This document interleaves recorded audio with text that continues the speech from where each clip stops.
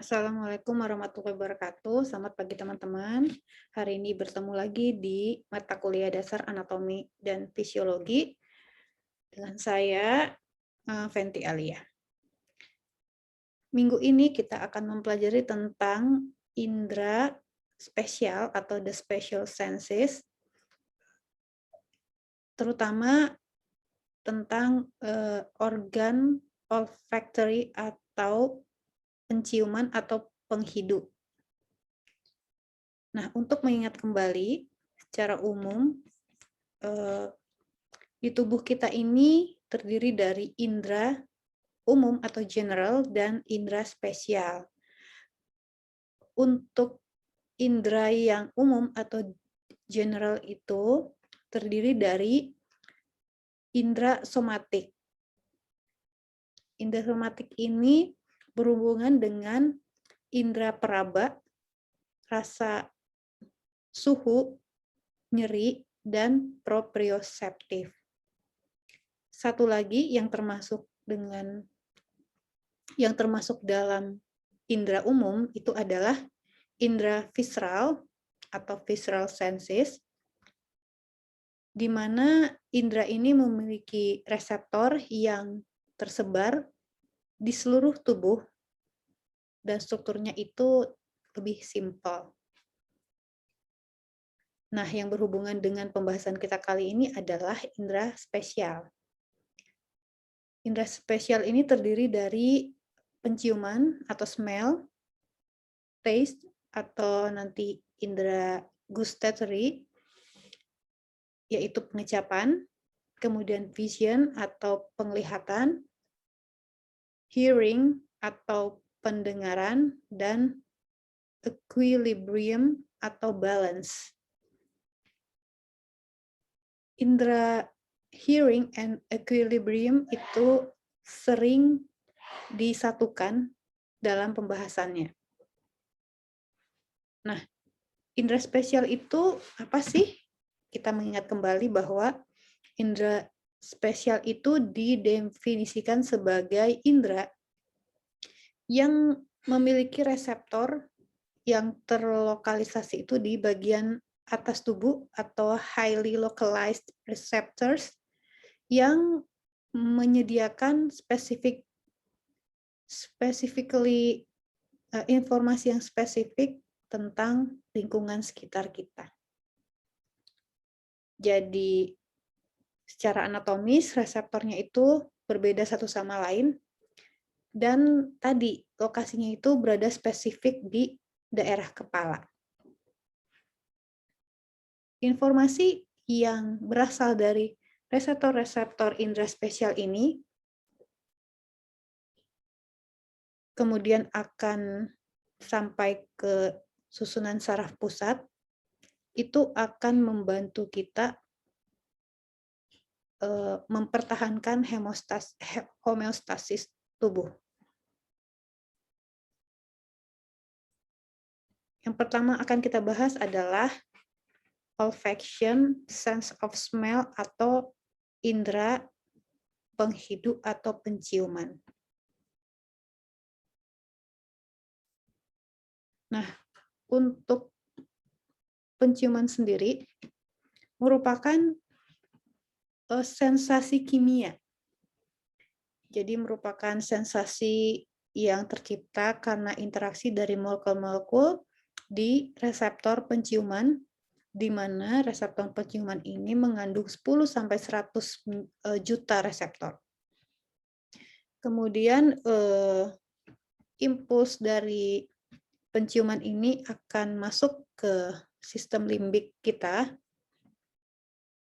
kemudian daerah korteks yang lebih tinggi, yang menyebabkan bau dan rasa tertentu itu dapat memicu respon emosional yang kuat atau memori ingatan yang muncul gitu, begitu terstimulus. Nah, berdasarkan penelitian psikologis, sensasi bau ini dikategorikan atas bau camphor, musky, floral, peppermint, ethereal, pungent, dan putrid. Jadi wangi-wangi camphor, kemudian wangi musky, wangi bunga-bungaan, peppermint, mint ya, kemudian ether, bau tajam, dan bau busuk. Nah, bau sendiri itu juga bisa mempengaruhi ya, baik rasa nyaman ataupun ketidaknyamanan. Bahkan bau itu menjadi bagian yang penting dibanding dengan pengecapan untuk kita memilih makanan tertentu. Nah,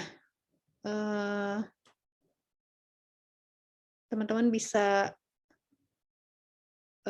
ingat atau bayangkan di kehidupan sehari-hari ya, waktu makanan itu belum tersedia dan kita tidak tahu rasanya, tapi kita sudah menciumnya dari kejauhan, sesuatu makanan kita suka itu sudah menimbulkan rasa nyaman dan bau itu tuh penting gitu ya untuk memicu selera makan kita. Nah, masalah bau ini juga bisa memicu hal negatif apabila seseorang itu mengenali bahwa bau itu berasal dari bau makanan yang ia tidak sukai atau menimbulkan trauma bagi dirinya. Contohnya seseorang yang satu saat mengetahui bahwa dirinya itu alergi udang, akan sangat sensitif apabila bau udang dalam makanan itu tercium dan menyebabkan mungkin ia merasa mual gitu ya, menolak makanan tersebut dan lain sebagainya. Nah, jadi ada penolakan makanan di situ ya. Dan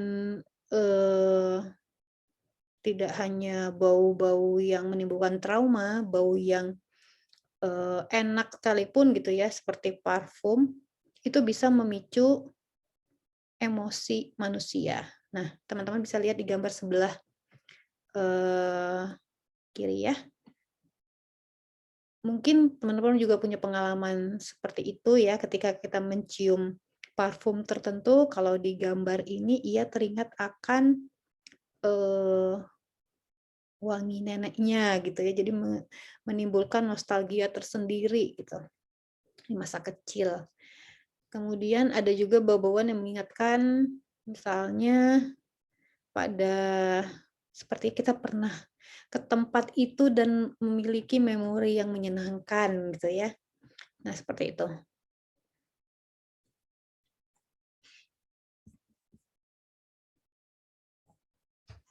Nah, saraf olfaktorius sendiri untuk penciuman sendiri, neuronnya itu ada di bagian epitel. Nah, teman bisa lihat ya. Ini gambar sebelah kanan merupakan gambar olfactory pathway. Jadi dimulai dari epitel di bagian yang banyak memiliki persarafan gitu ya, dan jenis neuronnya adalah neuron bipolar. Epitel ini berada di epitel nasal atau hidung ya, daerah hidung. Dan di situ terdapat kelenjar olfactory yang memproduksi cairan sehingga apabila tercium bau tertentu, kelenjar itu akan memproduksi mukus yang dapat melarutkan bau-bauan tersebut. Nah, itu ada reseptor penciuman di situ. Dan di reseptor ini ada potensial aksi gitu ya, yang berkembang dan akan memicu berbagai syaraf di sini. Batas ambang bau itu biasanya rendah, jadi sedikit saja itu bisa langsung terdeteksi gitu ya. Dan adaptasi terhadap bau itu sangat cepat.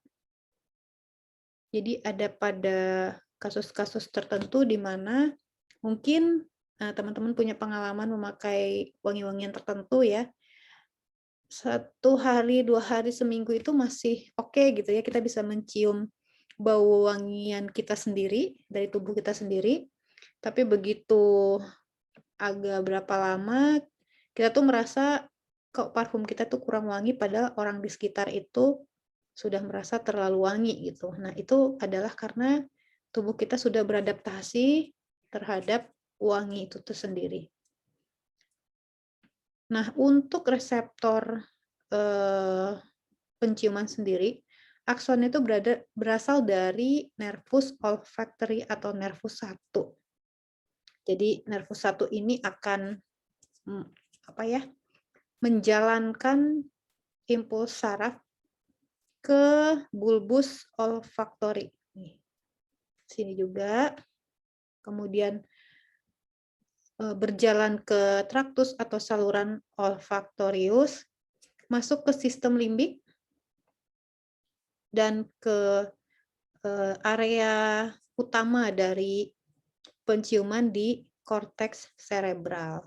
Nah, di sini kalau tadi kita singgung, kalau sudah masuk ke sistem limbik, itu akan bisa memicu emosi tertentu. Nah, sekian penjelasan tentang sedikit, indera penciuman kita. Sampai jumpa di pertemuan berikutnya. Terima kasih.